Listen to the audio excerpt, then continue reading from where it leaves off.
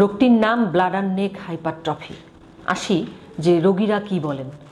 বেশিরভাগ সময় young age group হয়, দেখা যায় কম বয়স্ক ছেলে মানুষ, তারা বলছে এসে, ম্যাডাম আমার প্রস্রাব ক্লিয়ার হচ্ছে না, আমি চাপ দিয়ে প্রস্রাব করি, অনেক শক্তি দিয়ে প্রস্রাব করতে হয়, আমার প্রস্রাব করার পরে থলি খালি হচ্ছে না। আমরা তো বলেই ফেললাম অপারেশন, কিন্তু সকলের মাথায় রাখতে হবে, চিকিৎসক এবং রোগী দুই পক্ষেরই, যে যেহেতু রোগীরা ইয়াং, বারবার প্রশ্ন করে সুন্দর করে জেনে নিতে হবে যে ওনার ফ্যামিলি কমপ্লিট আছে কিনা, মানে তার বাচ্চা আছে কিনা। ঠিক আছে, কারণ যেহেতু পুরুষ রোগী যারা ইয়াং রোগী তাদের যদি ফ্যামিলি কমপ্লিট না থাকে, বাচ্চা না থাকে, তাহলে পারতপক্ষে অপারেশন অ্যাভয়েড করার চেষ্টা করতে হবে। কারণ এই অপারেশনের পরে রেট্রোগ্রেড ইজাকুলেশন আমরা বলি, যে সেমেন কিন্তু আর প্রস্রাবের রাস্তার মুখ দিয়ে বের হবে না, এটি পেছন দিয়ে মূত্রথলিতে চলে যাবে, প্রস্রাবের সঙ্গে আসবে, তাই আপনার বাচ্চা হওয়া নর্মালি সম্ভব নয়। এজন্য এই রোগের অপারেশনের ক্ষেত্রে বারবার আমরা সাবধান হতে বলি, বিশেষ করে যাদের বাচ্চা নেই।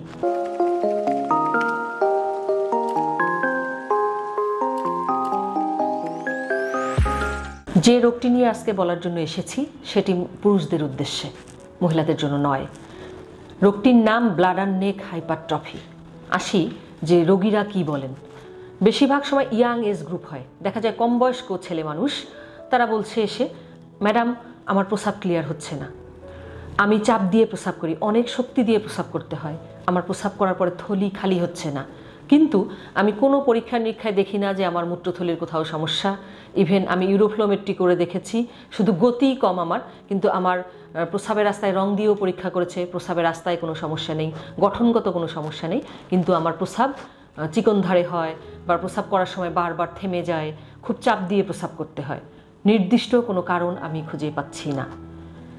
এই কন্ডিশনটাকে আমরা বলি ব্লাডার নেক হাইপারট্রফি। রোগীরা কি নিয়ে আসে?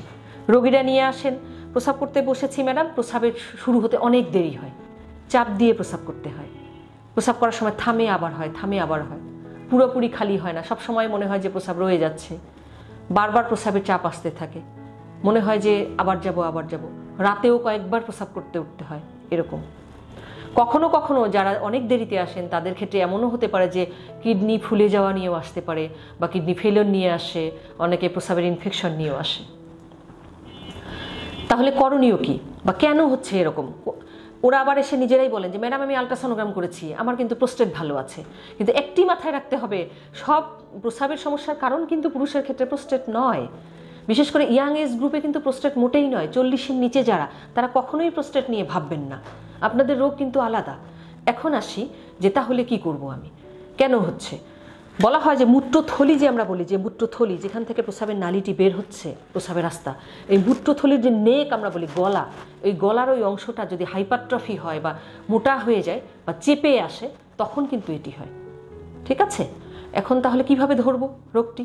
আমরা প্রথমত আসলে তো অবশ্যই একটি ইউরিন টেস্ট দেই, যে ইউরিন ইনফেকশন আছে কিনা দেখবার জন্য। আলট্রাসোনোগ্রাম করলে অনেক সময় দেখা যায় যে প্রস্রাব করার পরে আসলেই থলিতে প্রস্রাব রয়ে যাচ্ছে, প্রস্রাব ক্লিয়ার হচ্ছে না। ইউরোফ্লোমেট্রি করেও আমরা গতি দেখতে পাই যে কম। অনেকে রং দিয়ে প্রস্রাব পরীক্ষা করা হয় প্রস্রাবের রাস্তায়, যেমন RGUMC, দেখা যায় যে প্রস্রাবের রাস্তা পুরোপুরি ভালো। তাহলে হলমার্ক কি দেখে আমি ডায়াগনোসিস করব? ভিডিও ইউরোডাইনামিক্স করলেই এটা ভালোভাবে ডায়াগনোসিস করা যায় যে এটি ব্লাডার নেক হাইপারট্রফি। চিকিৎসা কি? সবচেয়ে ইম্পর্টেন্ট বিষয় চিকিৎসার সেটি হলো, প্রাথমিক ধাপে তো আমরা অবশ্যই ঔষধই দেব বা চেষ্টা করব ঔষধ দিতে। আলফা ব্লকার নামক এক ধরনের ওষুধ আছে, যেটি এর মেন ওষুধ। কিন্তু যাদের ক্ষেত্রে ওষুধে কাজ হয় না, তাদের ক্ষেত্রে অপারেশন লাগে। আমরা মূত্রথলির যে নেক, যেটি চেপে আছে, ওকে কেটে লুজ করে দিই বা রিল্যাক্স করে দিই। দুটো জায়গায় কাটা হয় সাধারণত, কখনো কখনো একদিকে কেটে দেওয়া হয় ঢেলা করবার জন্য বা মুখটা খুলে দেবার জন্য, যাতে প্রস্রাব করতে বসলে মুখ খুলে যায়, সহজে প্রস্রাব হয়। এখন আমরা তো বলেই ফেললাম অপারেশন, কিন্তু সকলের মাথায় রাখতে হবে, চিকিৎসক এবং রোগী দুই পক্ষেরই, যে যেহেতু রোগীরা ইয়াং, বারবার প্রশ্ন করে সুন্দর করে জেনে নিতে হবে যে ওনার ফ্যামিলি কমপ্লিট আছে কিনা, মানে তার বাচ্চা আছে কিনা। ঠিক আছে, কারণ যেহেতু পুরুষ রোগী যারা ইয়াং রোগী তাদের যদি ফ্যামিলি কমপ্লিট না থাকে, বাচ্চা না থাকে, তাহলে পারতপক্ষে অপারেশন অ্যাভয়েড করার চেষ্টা করতে হবে। কারণ এই অপারেশনের পরে রেট্রোগ্রেড ইজাকুলেশন আমরা বলি, যে সেমেন কিন্তু আর প্রস্রাবের রাস্তার মুখ দিয়ে বের হবে না, এটি পেছন দিয়ে মূত্রথলিতে চলে যাবে, প্রস্রাবের সঙ্গে আসবে, তাই আপনার বাচ্চা হওয়া নর্মালি সম্ভব নয়। এজন্য এই রোগের অপারেশনের ক্ষেত্রে বারবার আমরা সাবধান হতে বলি, বিশেষ করে যাদের বাচ্চা নেই। ভালো থাকবেন, সুস্থ থাকবেন। ধন্যবাদ।